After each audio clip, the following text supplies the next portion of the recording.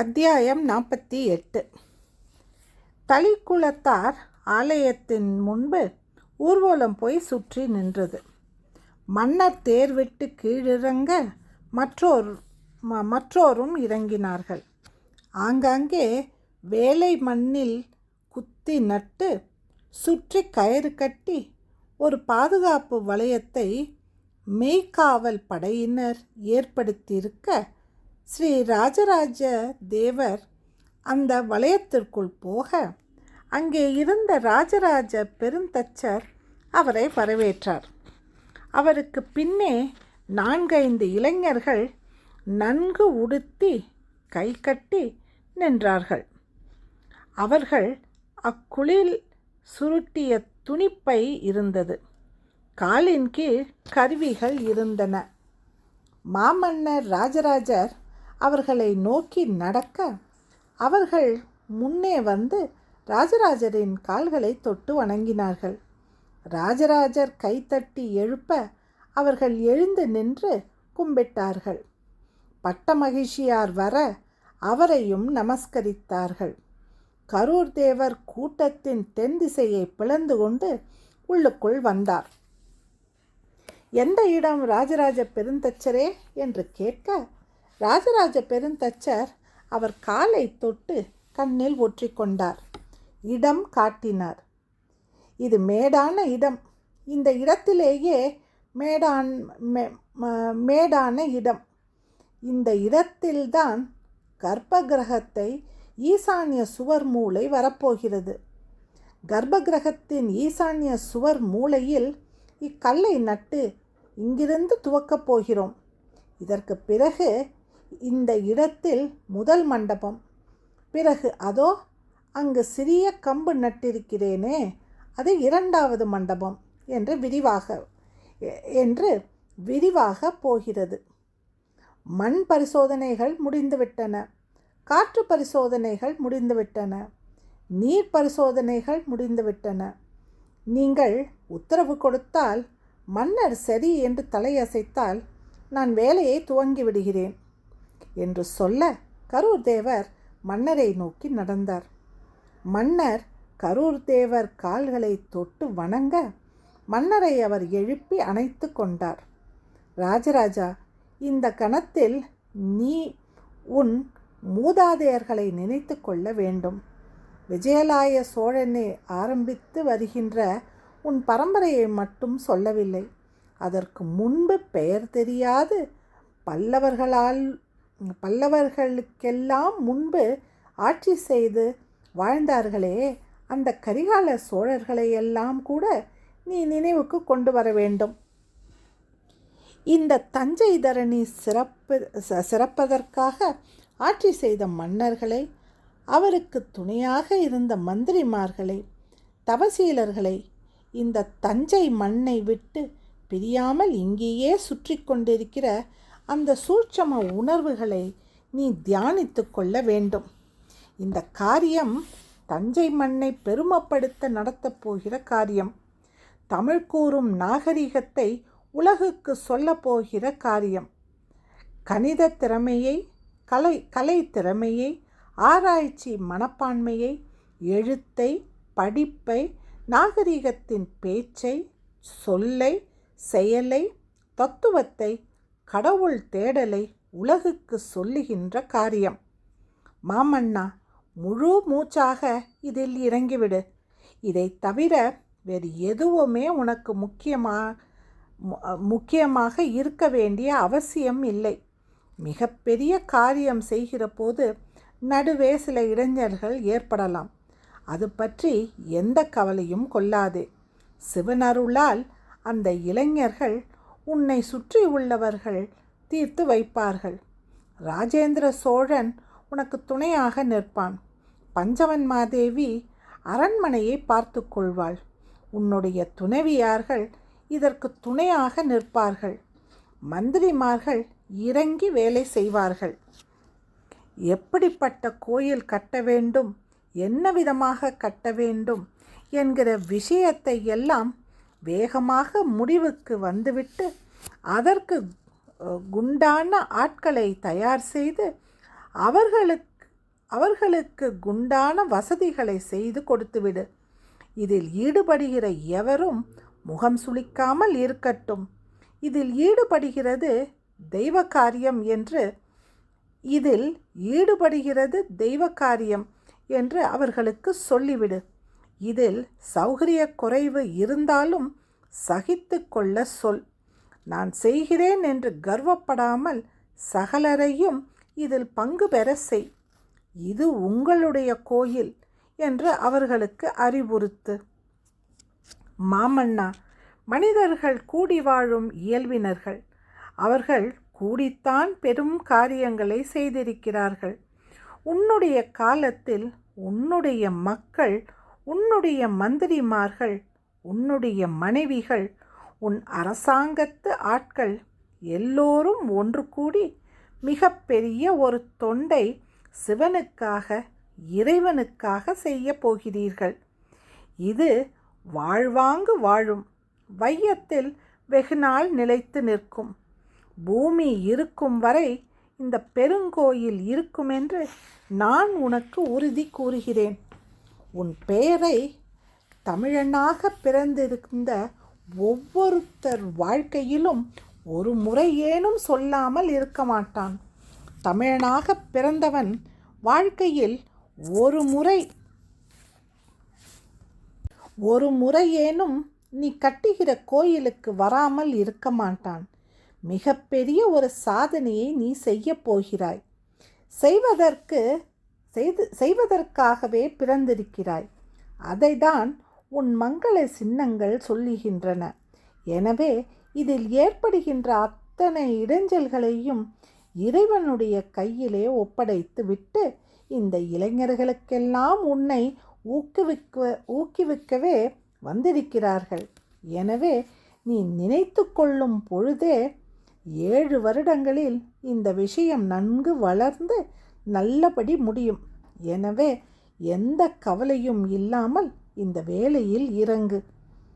உன்னுடைய கையால் மண் கொத்தியை எடுத்து சிற்பியிடம் கொடு. சிற்பி வெட்டுகிற குழியில் உன்னுடைய கையால் நீர் ஊற்று.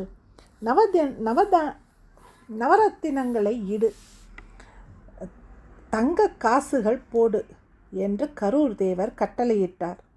மறுபடியும் ராஜராஜர் கரூர் தேவர் காலில் பணிந்தார். அரசிகள் எல்லோரும் பணிந்தார்கள்.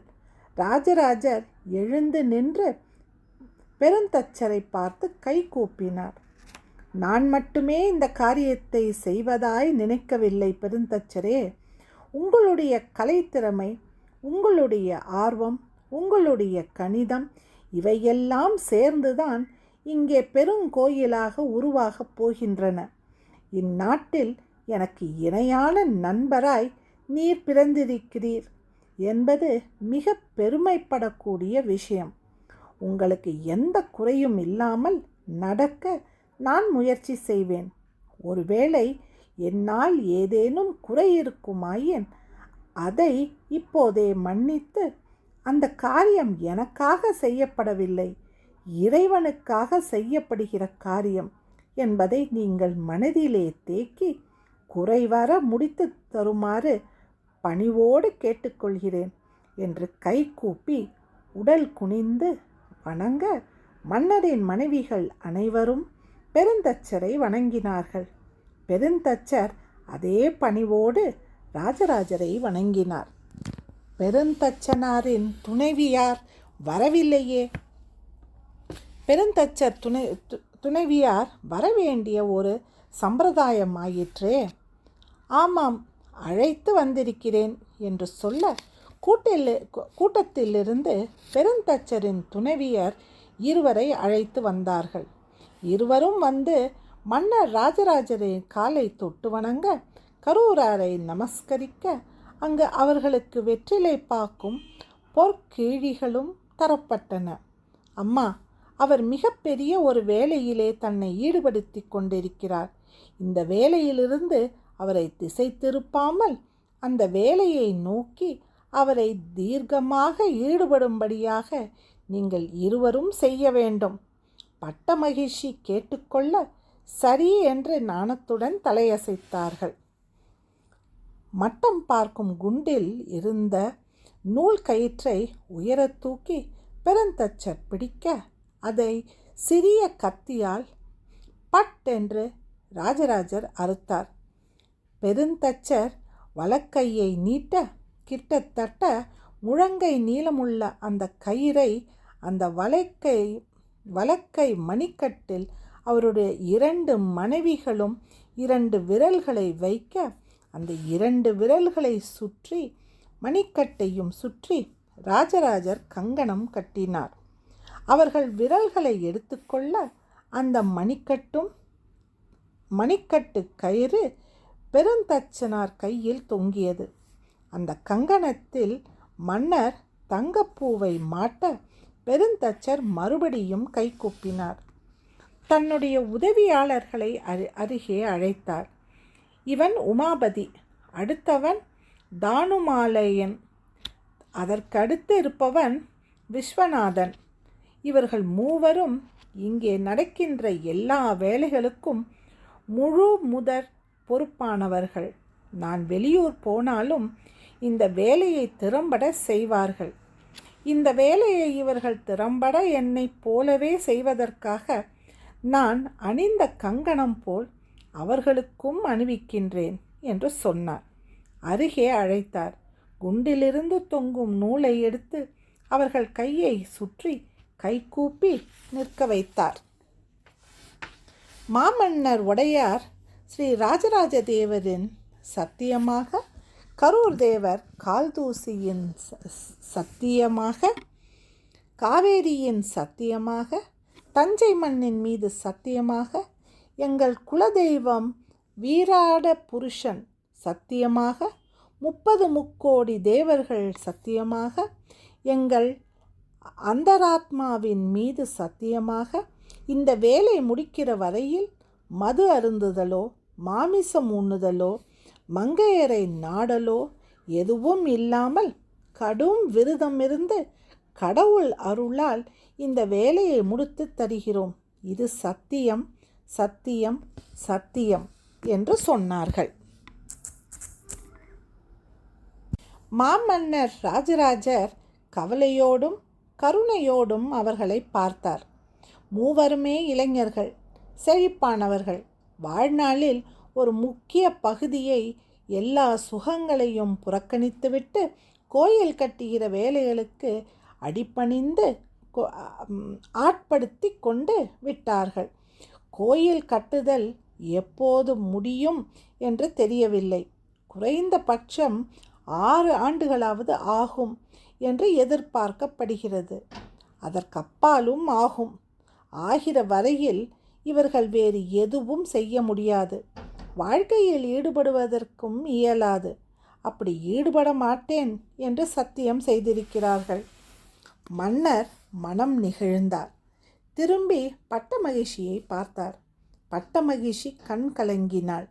பஞ்சவன்மாதேவி மெல்ல தலை குனிந்து அந்த இளைஞர்களின் மனநிலையை பற்றி யோசித்தாள். சற்று நேரம் அங்கு ஒரு அமைதி இருந்தது.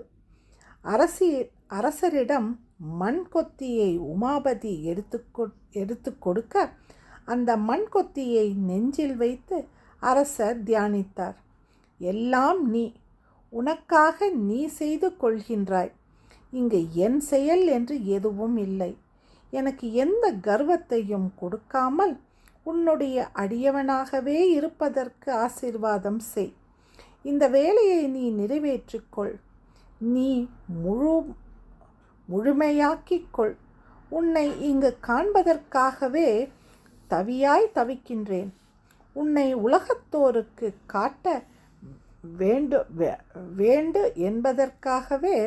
காட்ட வேண்டும் என்பதற்காகவே இந்த முயற்சியை செய்கிறேன்.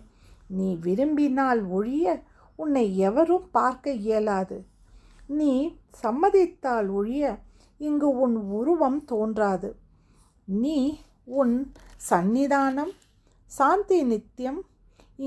சாநித்தியம் இங்கு இருக்க வேண்டும் என்பதற்காக நான் உன்னை இறைச்சி மனமாற வேண்டிக் கொள்கின்றேன்.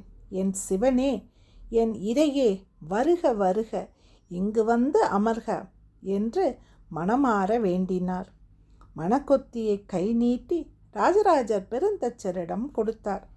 ராஜராஜ பெருந்தச்சர் அதை வாங்கி கண்ணில் ஒற்றிக்கொண்டார். நான் ஒரு கருவி, இதோ இந்த மண்வெட்டியைப் போல ஒரு கருவி. இந்த மண்வெட்டியைப் போல் கூர்மையாகவும் உறுதியாகவும் அமைதியாகவும் இருப்பதற்கு எனக்கு கற்றுக்கொடு. என்னை ஆசீர்வாதம் செய். எந்த ஆரவாரமும் இல்லாமல் அமைதியாக இந்த பணியை முழுமையாக முடிக்க நான் உன்னையே நம்பியிருக்கிறேன். என்னுடைய கணக்கும் கலை வித்தையும் நீ கொடுத்த பிச்சை. உன்னிடம் வாங்கிய பிச்சையிலேயே கோயில் கட்டுகிறேனே தவிர நான் என்னுடையது என்று எதுவும் இல்லை. நீயே உன்னை நிறுவிக்கொள் என்று வணங்கினார். அரசரை பார்த்து ஆரம்பிக்கட்டுமா என்று கேட்டார். அரசர் சரி என்று தலையசைத்தார். மண்கொத்தியை உயர பிடித்து ஜனங்களுக்கெல்லாம் காட்டினார். பெண்கள் குலவை போட்டார்கள். ஆண்கள் துணிகளை மேலே விசிறினார்கள். ஜெய் விஜய் பவ, ஜெய் விஜய் பவ, ஜெய் விஜய் பவ என்று கோஷமிட்டார்கள். அந்தணர்கள் வேதம் சொன்னார்கள். புலவர்கள் பதிகங்கள் பாடினார்கள். பைராக்கிகள் உடுக்கைகள் முழங்கின. முரசுகள் முழங்கப்பட்டன. எக்காலம் ஊதப்பட்டது. கூட்டத்தை பிளந்து கொண்டு தளிச்சேரி பெண்கள் ஆடி வந்தார்கள். வரிசையாய் நின்றார்கள். சிவ சிவ சிவ சிவ என்று உறக்க பாடி ஆடினார்கள். தாளம் போட்டார்கள். மத்தளங்கள் முழங்கின. சங்கும் ஊதப்பட்டது. கழுத்தில் கட்டக்கொண்ட வீணையில் வெகு துரிதமாக ஒருவர் சிவநாமத்தை வாசித்தார். மக்கள் கைகொட்டி அதே விதமாக சிவநாமத்தை பாடினார்கள். அந்த இடமெங்கும் சிவநாமம் பொங்கி படர்ந்தது. மன்னரும் கை கூப்பினார். சிவ சிவ சிவ சிவ என்று அவரும் கூறினார். மண்வெட்டி மறுபடியும் உயர்த்தப்பட்டது. மீண்டும் குரல்கள் பலமாயின. ஓங்கி ஒரு கொத்து மண்ணில் மண்வெட்டியால் கொத்தப்பட்டது. மண் புரண்டு விழுந்தது. பல முறை கொத்தப்பட்டது. ஆழம் தோண்டப்பட்டது. ராஜராஜர் பெருந்தச்சரின் உதவியாளர்கள் களத்தில் இறங்கினார்கள். வேகமாக மண் தோண்டி வெளியே போட்டார்கள். ஒரு பெரும் குடத்தில் காவிரி நீரை கொண்டு வரப்பட்டது. அந்த காவிரி நீரை அந்த குழியில் மாமன்னர் ஊற்றினார். ஊற்றும் பொழுதே அவருடைய பட்ட மகிழ்ச்சியார் நவரத்தினங்களை போட்டார். பொற்காசுகள் இடப்பட்டன. அந்த குழி நிறையும் வரை மாமன்னர் ஸ்ரீ ராஜராஜ தேவர் காவிரி நீரை ஊற்றினார். எல்லா அரசிகளும் பூக்கள் போட்டார்கள். மோதிரங்களை கழட்டி போட்டார்கள். ஒரு அரசி வளையலை கழட்டி போட்டாள். இன்னொரு அரசி நவரத்தின அடிக்கையை இட்டாள். சகலமும் அந்த குழிக்குள் அடங்கி போய் நின்றன. நீர் நிரம்பும் வரை ஊற்றப்பட்டது. நிரம்பியவுடன் மன்னர் நீர் ஊற்றுதலை நிறுத்தினார்.